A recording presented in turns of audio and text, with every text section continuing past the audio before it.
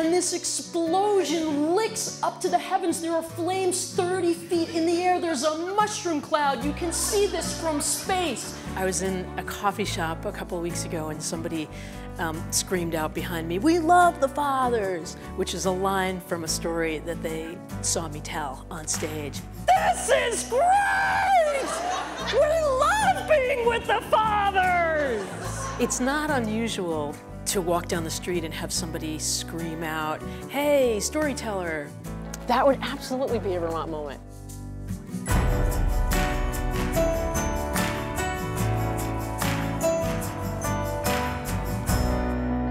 There is a great sense of connectivity in Vermont.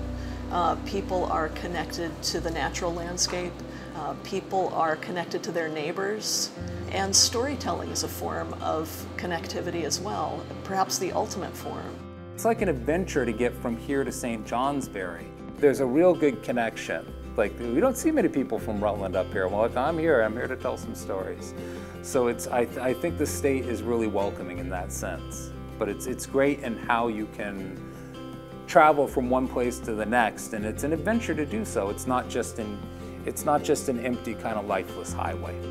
I went out on stage. I had the most brilliant night of my performing career.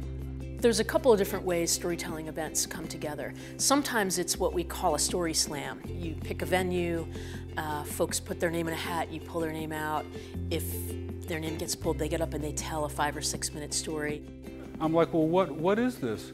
And she says, well, it's a Steven Spielberg movie. It's about this archaeologist who's fighting Nazis. And I say to Tim, I say, nah, this sounds really boring.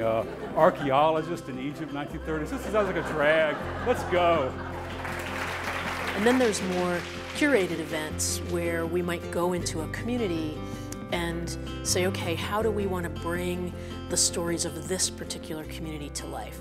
The one thing I do spend a lot of mental energy on is trying to figure out a way that I might hold her hand. I'll sometimes say, come on, you have a story, right? Can you tell me something that happened to you once?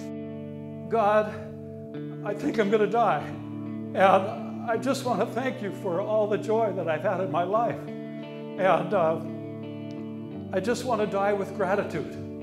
And at the very end, I was able to pop up out of the water. My head came up and I was able to breathe. One of the things that storytelling in Vermont has really brought forth is we're sort of circling back around to that tradition of sitting and listening to people and really hearing somebody else's perspective. I was really surprised. Michael proposed to me. I did what every woman for thousands of years has done before me. Oh my God. Oh my God. Yes, I love you so much. Oh yes, I will marry you. Oh, thank you. I can't believe this is the happiest day of my life. And then I wanted to call my mother.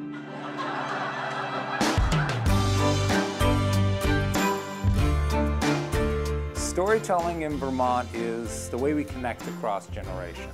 And it's the way that we find out that we all really share the same experience. And it's because of where we live, it's because of the people that we are.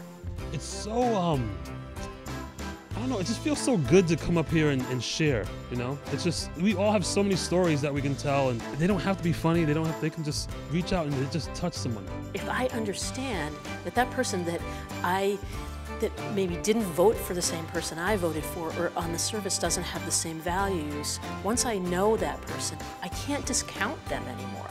I can't pretend that they don't exist. And so for me, in a live storytelling event, we're connecting on a whole different level. And it's not me as a performer and you as an audience member, it's us as humans in the same place having an experience that is going to bind us together. The last time we were alone with the fathers was 2006. My uncle passed away after a very long struggle with lung cancer. And 7 weeks later, when my father died completely unexpectedly, the 6 children determined that his cause of death was likely a broken heart. If you were in a mile of the shoreline that day, you could definitely hear the 6 kids triumphantly screaming, "We love the fathers!" Thanks.